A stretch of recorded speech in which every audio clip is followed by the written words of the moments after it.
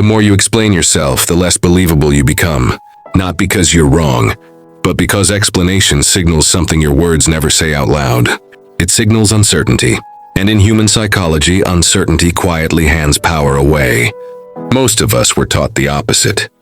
Explain yourself so people understand you. Clarify so there's no confusion. Justify so things stay fair. It sounds reasonable, responsible even. But if explanation worked the way we think it does, the most explained people would be the most respected. They aren't. Instead, they're often interrupted, second-guessed, negotiated down, or subtly dismissed.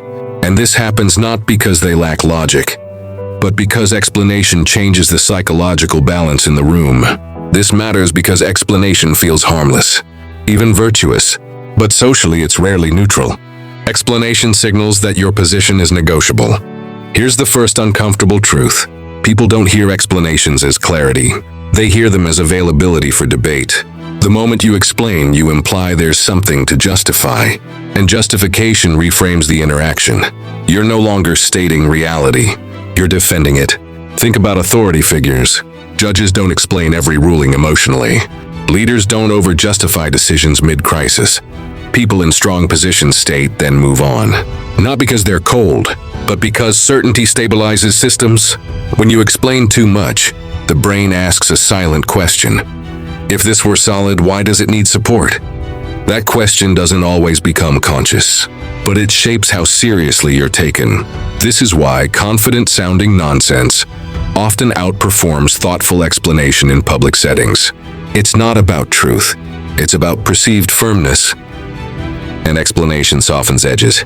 Explaining yourself reverses the power dynamic. There's a subtle role shift that happens when you explain. You step into the position of the one being evaluated, and the other person steps into the position of the judge. That might not be what you intended, but psychologically it's what's created. The more you explain, the more you concede authority over your reasoning. You're inviting inspection. This is why in disagreements, the person who explains more often loses leverage. Not because they're wrong, but because they're working harder to be accepted.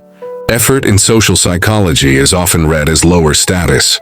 The person who feels secure doesn't rush to convince. They allow disagreement to exist. And that tolerance communicates confidence more effectively than explanation ever could. Explanation can trigger suspicion instead of understanding. Here's something most people never consider. Over-explaining can make people more suspicious. When someone explains something that wasn't questioned yet, the brain starts searching for what might be hidden. It's the same reason unsolicited alibis raise eyebrows. Explanation draws attention to itself, says there's something here worth clarifying, and now the listener starts looking for flaws. This is why people who explain themselves often feel misunderstood, even after speaking more. They unintentionally invite scrutiny, while those who speak plainly and stop create fewer points of attack. Silence leaves less to challenge. Explanation often comes from anxiety, and anxiety is contagious. Many explanations aren't strategic. They're emotional. They come from discomfort with being misinterpreted, with being disliked, with being seen as wrong. And people feel that. Tone carries more weight than content. A calm statement followed by silence feels grounded. The same statement followed by layered justification feels unsettled, even if the logic is flawless. This is why emotionally regulated people don't over-explain. They're not suppressing clarity. They're comfortable with ambiguity. And that comfort becomes persuasive. Because humans mirror emotional states more than they analyze arguments. Explanation weakens boundaries. Every explanation slightly erodes a boundary. It turns a decision into a discussion, a preference into a debate, the limit into a request. Boundaries don't require understanding to function. They require consistency. The more you explain why a boundary exists, the more others feel entitled to test it. Strong boundaries are boring. They don't come with footnotes. They're repeated, not defended. And repetition without explanation eventually conditions respect. Explaining yourself keeps you psychologically reactive. There's a deeper cost here. When you explain yourself habitually, you train your nervous system to respond instead of lead. You're always adjusting to how you're being perceived, always correcting, always clarifying. That keeps you psychologically downstream. People in strong positions don't live there. They set pace. They don't chase alignment. And over time, this difference becomes identity. The explainer becomes the one who needs approval. The declarer becomes the one others orient around. This isn't about never explaining. Explanation has its place. Teaching, intimacy, repair. But explanation loses power when it's used defensively. When it's driven by fear of misunderstanding instead of clarity of intent. The difference is subtle, but people feel it immediately.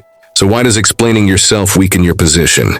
Because explanation often signals uncertainty, negotiability, and emotional dependence on being understood. Shifts authority, invites judgment, and trains others to expect access to your reasoning. Strength psychologically isn't loud certainty. It's quiet self-trust, the ability to state without scrambling, to hold silence without filling it, to let disagreement exist without collapsing into justification. The less you explain, the more weight your words carry. Not because people know more, but because they sense less fear underneath.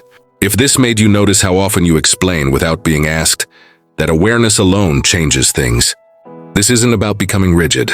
It's about becoming anchored.